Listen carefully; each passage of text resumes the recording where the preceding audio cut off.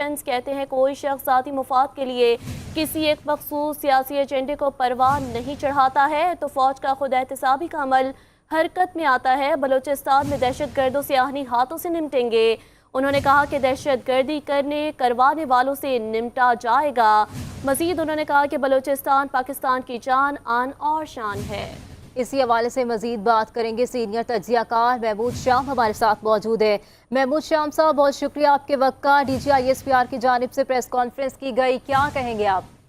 جی دیکھیں، بالکل انہوں نے صحیح فرمایا ہے، میں پورا سنا ہے، کیونکہ فوج کا اللہ کے فضل سے اپنا ایک احتسابی نظام ہے، اور لیکن یہ کہ چونکہ وہاں اپنا ان کا احتسابی نظام میں عام عدالتوں کی طرح آپ کو تفصیلات کا علم نہیں ہوتا، اس لیے بعض دفعہ بعض غلط فہمیاں بھی ہو جاتی ہیں۔ تو یہ ہے کہ پہلے بھی کئی اعلیٰ عہدوں کے لوگوں کا وہاں احتساب ہوا ہے، بس صرف یہ ہے کہ اس کے لیے آئی ایس پی آر ان کی طرف سے جو تفصیلات پر عوام کو اعتماد میں لیا جائے تو اس کے بہت زیادہ عوام پھر مطمئن ہو جاتے ہیں۔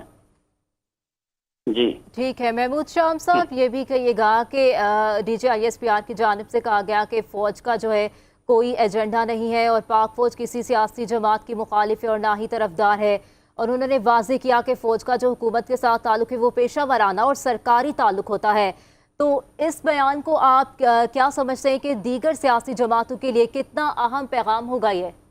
کہ اصولاً باتیں بالکل صحیح ہیں، پاکستان کے آئین کے مطابق بھی اور دوسری طرف پوری دنیا میں فوج کا سیاسی یا شہری امور سے کوئی تعلق نہیں ہوتا۔ ہمارے ہاں بدقسمتی سے ایسے واقعات اور ایسے ادوار آئے ہیں جس میں بہت زیادہ امور میں مداخلت کی گئی، اس کی وجہ سے پھر ہمارے یہاں توازن بھی بگڑا ہے۔ تب ضرورت اسی بات کی ہے کہ سب ادارے اپنی اپنی حدود میں رہ کر ملک کو آگے لے کر چلیں۔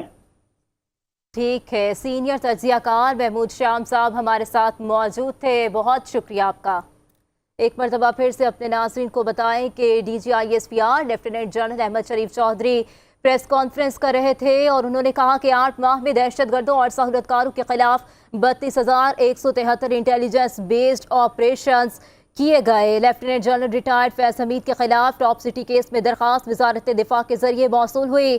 D G I S P R کی جانب سے یہ کہا گیا۔ انہوں نے مزید کہا کہ 12 اگست کو فوج نے آگاہ کیا کہ ریٹائرڈ آفیسر نے آرمی ایکٹ کی خلاف ورزیاں کی ہیں اور ریٹائرمنٹ کے بعد بھی آرمی ایکٹ کی خلاف